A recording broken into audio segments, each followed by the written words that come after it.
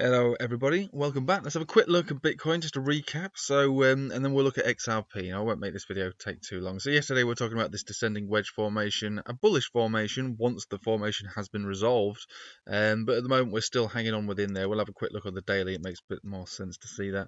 And also if we think about the weekly closing above the or below the green 50 exponential moving average, which is around about 33,500, more or less what the price action is right now. So it's another day, another week, another weekly closure tonight to see where we close. If we're above it, okay, that should hopefully give us another week's worth of price action, maybe sideways and hopefully sideways and break out. But if we start closing below 33,000 on the weeklies, it's no big. It could end up being a bit of a big deal as far as further downside into the lower $20,000 zone over time, not immediately, but over time.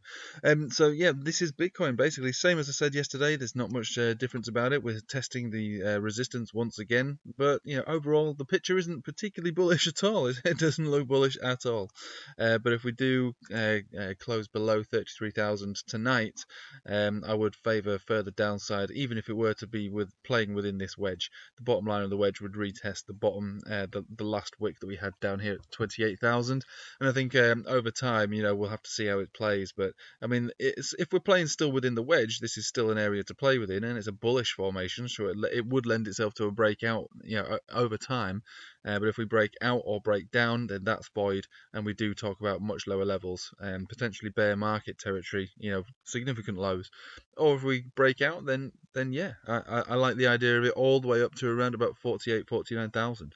But we're here mainly to talk about XRP, and we won't go on for too long about it. It's pretty simple stuff. At the moment, the price action as of this very moment is at a significant level of support, but that support doesn't necessarily have to hold. The supports do break, obviously, and if we look at the way that this support has been formed, it was based upon previous small portions of resistance from supports here, resistance here, and 2 levels of resistance over here. So it is actually, and should hopefully be, relatively strong. It's also more or less at the green 50 exponential moving average on the weekly as well. But I have to say, with the market looking so dicey, I would say, it would not surprise me if it did break down. And if it broke down, where could it go from there? I would argue that probably the next area of decent support, potential bottom, would be around about the 40 to 40, between 40 and 44. So we'll call it 42 cents. And that also corresponds to an areas of supports and resistances historically and recently. So this is the deal with XRP on the weekly. So if we just quickly look to the daily, it's not looking particularly strong at all. It's being rejected on the center of the Bollinger Band, which is still facing down quite significantly. The 10 exponential trying to cross over from that, but it's not going to be able to do that until we make a crossover ourselves. So we've got to reclaim the center of the Bollinger Band to start to get these bullish crosses, which again aren't bullish. I mean, it's not bullish, but it's definitely one step up for the bulls. But it's looking like a pretty weak chart, even though we do have really decent areas of support here. But supports don't hold forever. And we also have an incoming death cross as well, which is not particularly strong. And the Ichimoku cloud conversion baseline short signal is still in play. So anyone who took that short position over here, right here basically, is still okay to hold that until we get the cheeky spend touch the price action or an alternative bullish cross form beneath the cloud. So that is XRP basically on the daily. It's not a strong looking coin, definitely not. So I do favour further downside on this one, to be honest. Anyway, but even so, I do like XRP. I do expect it to make a new all-time high at some points. I wouldn't say soon, because there's no bullish indications on this to say that it's going to do anything special.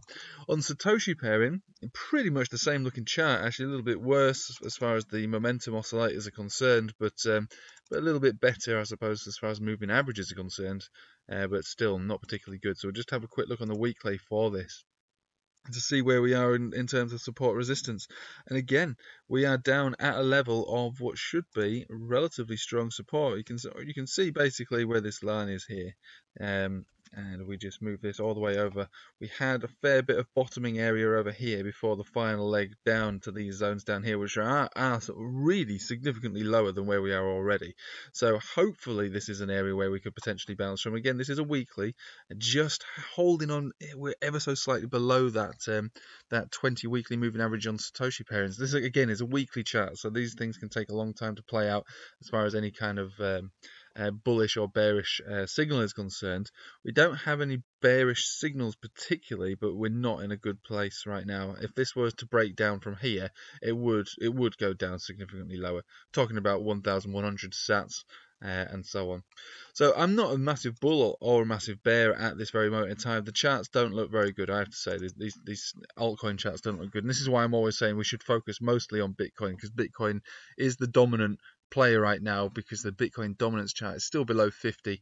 If anyone's going to get hurt, it's going to be altcoins. Generally speaking, it's going to be altcoins. We can play some of these alts for small bounces and things, and we could think about areas where these might have already reached their bottoms. And I'm not suggesting that that the market has bottomed yet, but there are on lots of altcoins areas where we could think that there has been bottoms formed. XRP is always a slight. It's best to think about it as like a diversifier. It has a chart that is very different to other altcoin charts, which more or less follow Bitcoin or Ethereum, and XRP doesn't do that, which is one of the reasons I quite like it, because it does do its own thing at its own time. Kind of moves. It does move with the market, obviously, especially with downside, which is why I'm saying let's be careful now when we don't really know the direction of Bitcoin. No one can say for certain which way it's going to go. We've got bullish indications, we've got a bearish chart. So there's a bullish formation in a bearish chart. So what do you make of that? It's yeah, exactly.